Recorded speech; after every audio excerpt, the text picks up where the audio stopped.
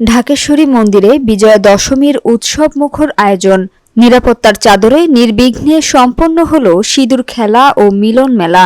বিস্তারিত থাকছে ঢাকা থেকে মোহাম্মদ মুস্তাফিজুর রহমানের প্রতিবেদনে। ঢাকার ঐতিহাসিক ঢাকেশ্বরী জাতীয় মন্দিরে বৃহস্পতিবার উদযাপিত হয়েছে সনাতন ধর্মাবলম্বীদের সর্ববৃহৎ ধর্মীয় উৎসব দুর্গাপূজার সমাপ্তি উপলক্ষে বিজয়া দশমী। সকাল থেকেই মন্দির প্রাঙ্গণে উপচে পড়া ভক্ত দর্শনার্থীদের ভিড় জমে যায়।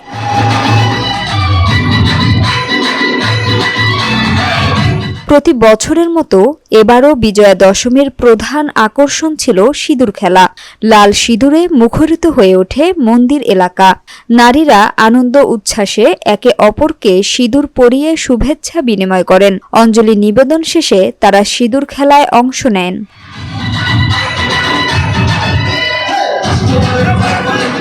মন্দিরের বাইরে ছিল উৎসবমুখর মিলন মেলা। ধর্ম বর্ণ নির্বিশেষে হাজারো মানুষ সেখানে সমবেত হয়ে আনন্দ ভাগাভাগি করেন। কেউ ঘুরেছেন, কেউ করেছেন কেনাকাটা, আবার কেউ সময় কাটিয়েছেন খাবারের স্টল ঘিরে। ফুচকা, চটপটি, মিষ্টিসহ নানা খাবারের দোকানে ছিল উপচে পড়া ভিড়। উৎসব নির্বিঘ্ন রাখতে ছিল কঠোর নিরাপত্তা ব্যবস্থা।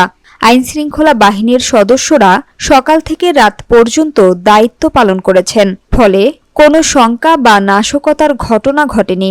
ভক্ত দর্শনার্থীরা নিশ্চিন্তে অনুষ্ঠান উপভোগ করতে পেরেছেন। একজন ভক্ত বলেন, নিরাপত্তা নিশ্চিত থাকায় আমরা নির্ভয়ে বিজয়া দশমীর আনন্দে অংশ নিয়েছি। সবার একাত্মতা সত্যিই অনন্য। বিজয়া দশমীর মধ্য দিয়ে শেষ হল শারদীয় দুর্গোৎসব। প্রতিমা বিসর্জনের মাধ্যমে দেবী দুর্গাকে বিদায় জানানো হলেও বিদায়ের মাঝেই ফুটে উঠেছে আগামী বছর আবারও নতুন মিলনোৎসবের প্রত্যাশা।